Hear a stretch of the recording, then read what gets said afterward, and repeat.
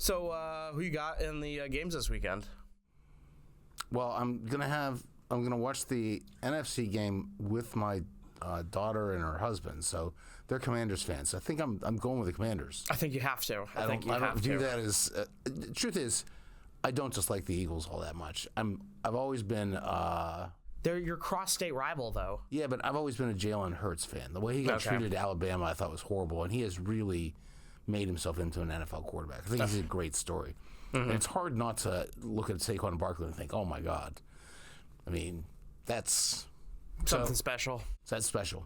It is. You don't see that very often. Yeah, I'm going Commanders too. I think they just, I like the Cinderella team. Why not? And Bills and Chiefs. I'm not a Chiefs hater like a lot of people. Like most people hate the Chiefs. I don't. I think Andy Reid's the best coach I've ever seen. I admire what he does with that team every year. And and the Bills, it's hard for me to love the Bills. I don't know why. Yeah. Well, see, for me, they should just fall in the lake. And I don't like either of them. So I'm just like that's always great when you're rooting for injuries. Yeah, right? yeah. I'm rooting for a meteor or something to strike. Meteor. Okay. Well, you know me. The Bills are my divisional rival, and the Chiefs are trying to do what the Patriots did, which I don't obviously want to happen. So, well, as you know, I'm now rooting for the Bills Eagles with backup quarterbacks. So let's do it. Revenge of the Steelers. All right. On that note, I'm going to do the intro. Okay. On this episode of the AAF Exchange, the Trump administration's international priorities, Congress's urgent policy to-dos, and TikTok situation. Joining us to discuss all this, AAF President Douglas Holtz-Eakin and Director of Technology and Innovation, Jeff Westling. Doug, thanks for joining us. My pleasure. So before we jump Happy 2025? Yeah. Have we done one? I don't know. I think we've done one, so this might be number 2 for the 2025. Okay.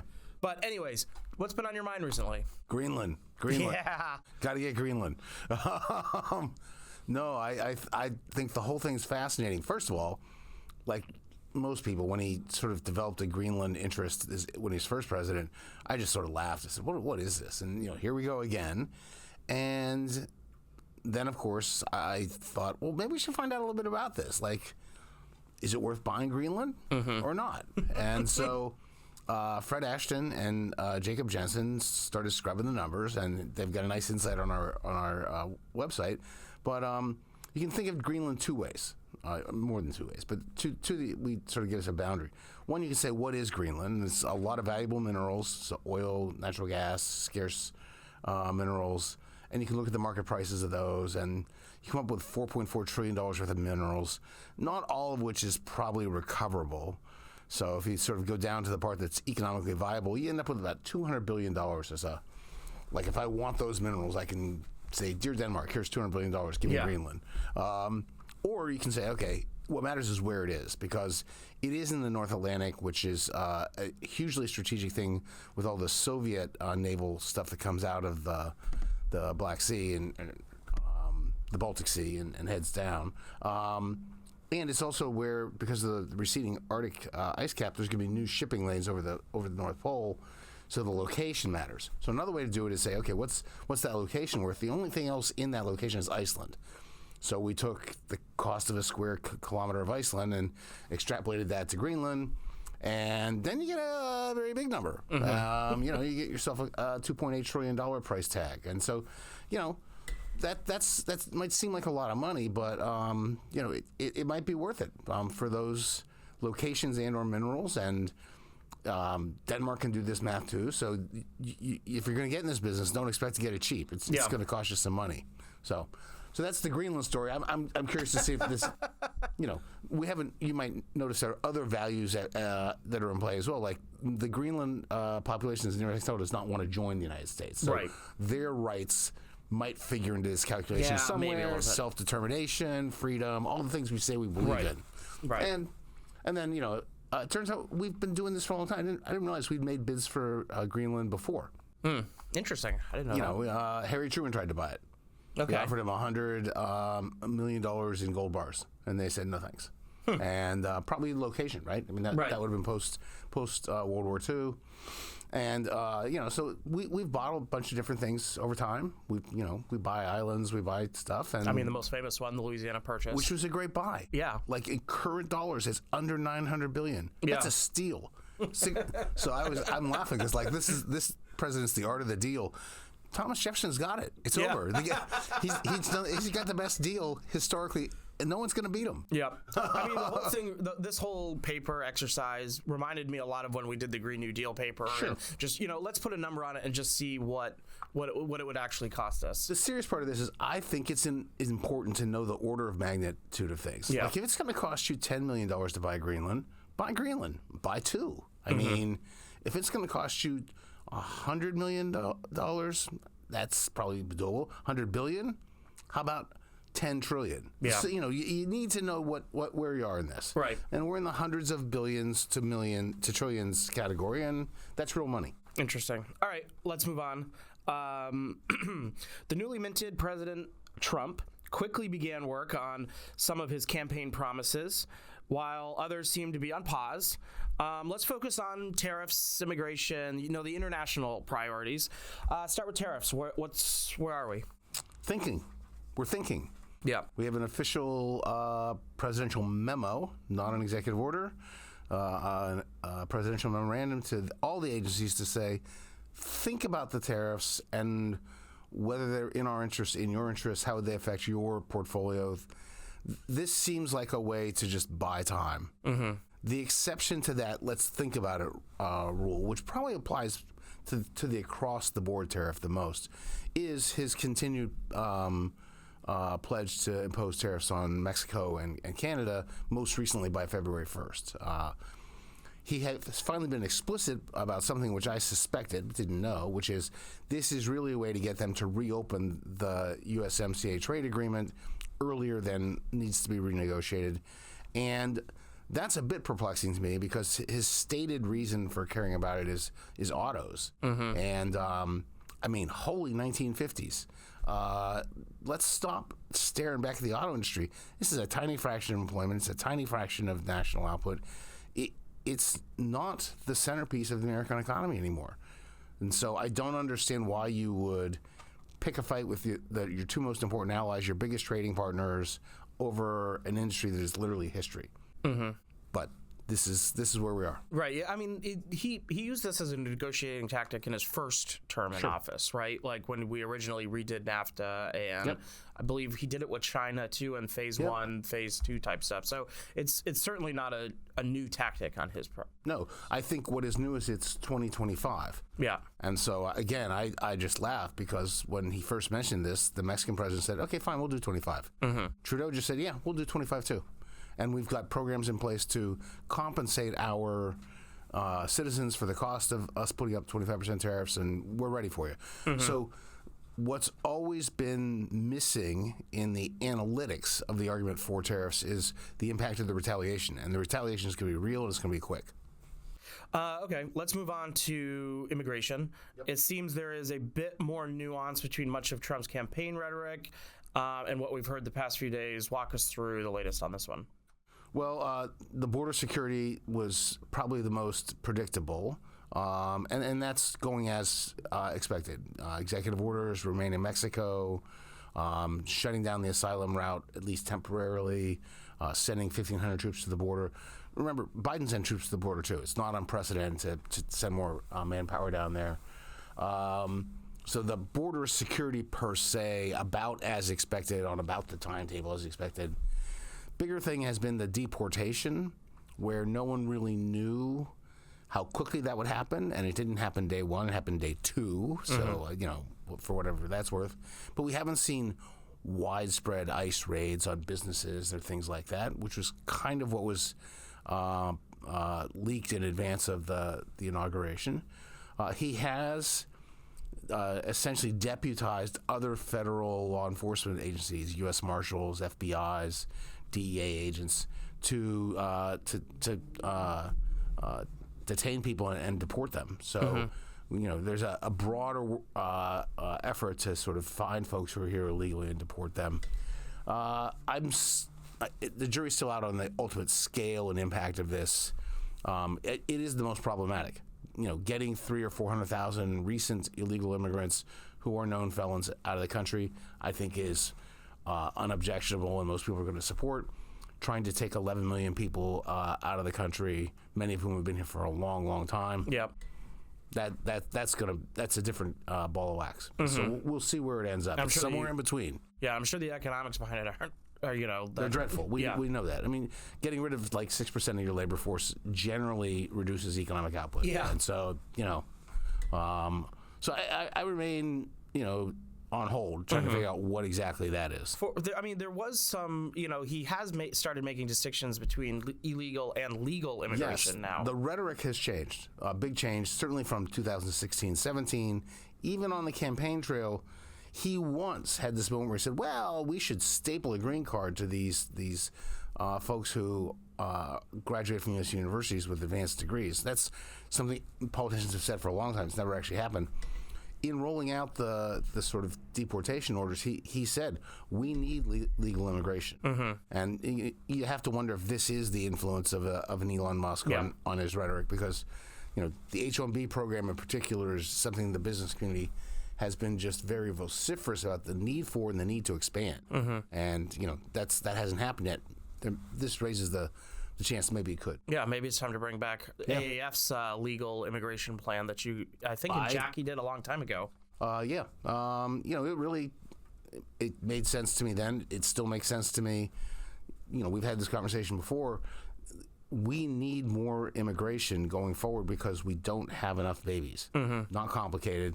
And it's a big economic policy opportunity to dictate the pace at which the labor force grows, the composition of the labor force, everything about the future labor force. So, by the way, probably more revenue for the government.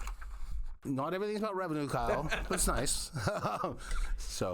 And of course, the president did mention in his inaugural address the External Revenue Agency. So, we'll leave that alone. We'll leave that alone for now. But let's talk about Congress. They've obviously gotten to work. I believe we will hit we probably will learn at 4 p.m. today that we've hit the debt limit. Yesterday. Yesterday. At 4 p.m. today, we'll learn that we hit the debt limit yesterday, or we're about to be hitting the debt limit. What does this mean in practice, and where do we go from here? In practice, it means that the Treasury is now in the process of undertaking extraordinary measures to keep us under the debt limit. So that means you take things that count toward the debt limit, most notably Treasury securities that are in the retirement accounts of government employees, and you pull them back.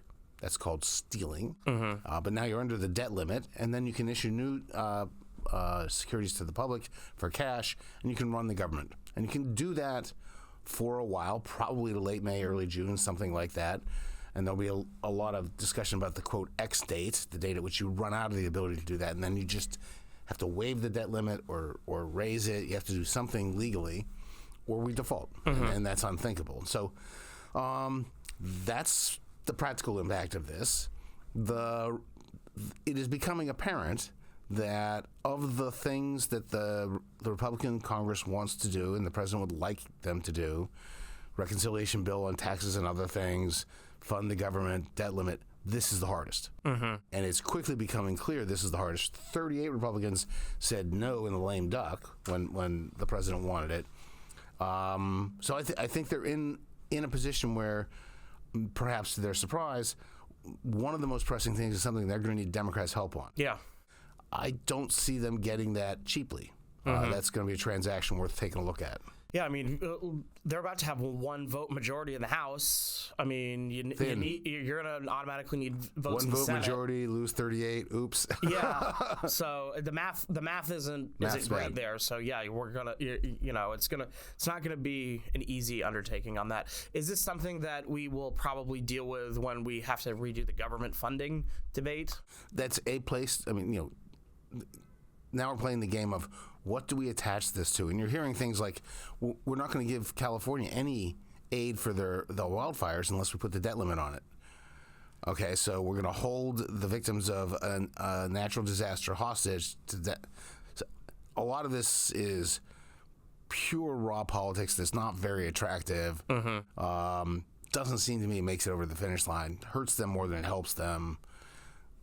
But the most important thing is it has to happen, and it's looking increasingly difficult. So they're going to have to do some real work. On the budget process, specifically, we have reconciliation being worked on. Congress is counting on using reconciliation to achieve a lot of their must-do, their top priorities. How is this taking shape? Well, now all of Washington is united and focused on one big, beautiful bill. That's something that no one thought could happen. Yeah. Of course, what's in that one big, beautiful bill, no one has any idea. When you're going to pass the budget resolution to make it possible to do the one big, beautiful bill, no one knows. Whether they have the votes for the one big, beautiful bill, I think the answer is no right now. And again, thin margins, real divisions among Republicans on key aspects of it. If nothing else, you've got some folks, probably 8 or so in the House, who do not want deficits to get any larger, and you've got people in the House who want to get rid of the cap on state and local tax deductions, SALT, or at least raise it substantially, which would create more deficits. How do you get them on the same bill? Right. That's one example of a lot of things. And so this is going to be a hard process, and you can't really issue the instructions for a reconciliation bill, which require committee-by-committee instructions, until you sort of know where the votes are. And so there's a sort of got to know the votes, but to know the votes, you got to know what the bill is. To know what the bill is, you got to know the votes. There's a lot of work here, Rich. Chicken and egg type situation. What comes first? Work.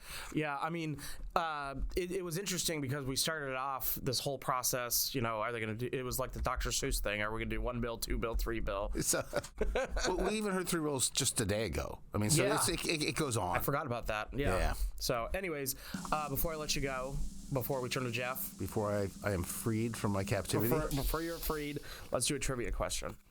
Of course. What was the final rule cost for the Biden administration? $1.8 trillion. Correct. Yep, you got it. Nailed it. Astonishing. Unbelievable. Astonishing? Yeah. I mean, Welcome to Kyle's last podcast. I mean, it's not astonishing that I knew. Astonishing the number. The number. I thought it was astonishing. You thought it was astonishing that I knew. No. I would hope you would know this one. It's a breathtaking number. Yeah, really I know we've probably beat this drum quite a bit on this podcast, but I mean, it is hard to wrap your head around how we got. I mean, if you just go back and look at the Obama and numbers, it's hard. It's hard to figure out. They are so breathtaking that even Karl Rove noticed. Yeah, it was in the Wall Street Journal today. Right. So people are starting to recognize what went on, and it has big implications for the economy. Yeah, well, we'll have to see how. I'm sure President Trump will handle this in a very different way. We already know that, from his last time that he used those reg budgets.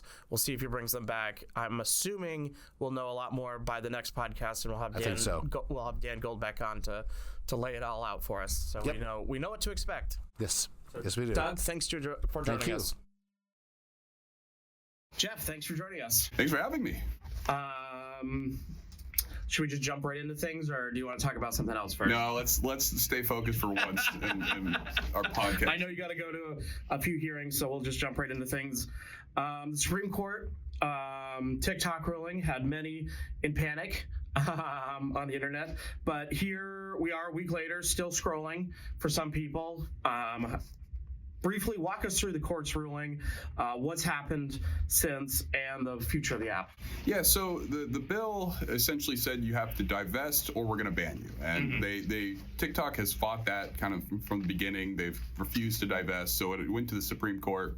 And the court really focused in on arguments about data security. And they were saying China is accessing all this user data, this user information. They're tracking your strokes, you're tracking what you do, what you like, all these different things, so they could build profiles on people. And they really focus in on that, said this regulation isn't about content, it's about access to that data, and it's a security risk. So they upheld the divest or ban rule. So now it's up to TikTok to decide whether they're going to divest or ban. Obviously, though, that deadline has come and passed, and it's still kind of online, and that's because President Trump came out and said, we are not going to enforce this law, essentially. You still will violate the law if you host TikTok or have it in your app store, but we're not going to actually enforce it. So that has led to some confusion where Google and Apple, the app store companies, are not hosting that app on their app store. They're not letting you download it because they don't want to be liable if Trump changes his mind or if there's something in the future. There's a ton of penalties associated with this, so they have not allowed people to download it. But Oracle, I think, is the one that's hosting the app on their server, so that it's actually running the app still. And I think that they've taken the assurances of Trump seriously, and they're like, well, if they say they're not going to enforce it, we're going to allow this to continue. So there are some users who never got rid of the app that are still able to use it. But people who maybe deleted the app or never had it can't get access to it now. Interesting. One of the arguments about banning TikTok is a violation of free speech. Mm-hmm. What do you make of these arguments? So they're interesting arguments because the underlying concern with TikTok isn't as much about the data. It is, but the really serious concerns is China controlling discourse in the United States. They're able to push content that looks good for China. Maybe they downrank stuff about Taiwan or Tiananmen Square or even Ukraine, Russia. They can change what content comes up in your algorithm. And that's a very serious concern, but it's also much more of a First Amendment thing. People have the right to get the content that they want to seek out. TikTok is a U.S. company, and it has a right to feed content as it wants to. So the court kind of ignored that. It really didn't dive too much into that concern and really focus on the data security stuff. This is enough on its own to uphold the law. And the more you're focused on data security and data control, that is less of a First Amendment issue. The more you're getting into the content that consumers are getting, that's a problem. And then the other kind of First Amendment argument that I don't really feel like is as strong, but it's an interesting one, is the First Amendment rights of the users themselves. I know there's specific arguments made before the court that was saying the users themselves have a First Amendment right to see this content. But I would argue that I wouldn't argue this, but I'm kind of not arguing either side. But the lawyers for the DOJ essentially argued that no, you can go to any other platform if they don't divest or ban, but obviously they could still divest, and you would still have that content. So it's also not just an outright ban. Are there any broader implications for the social media market? Mm-hmm. Yeah, it's interesting because you would think that Reels would really be the biggest benefit. Maybe YouTube. You'd get a lot of this traffic going to these other websites, and we probably will see that.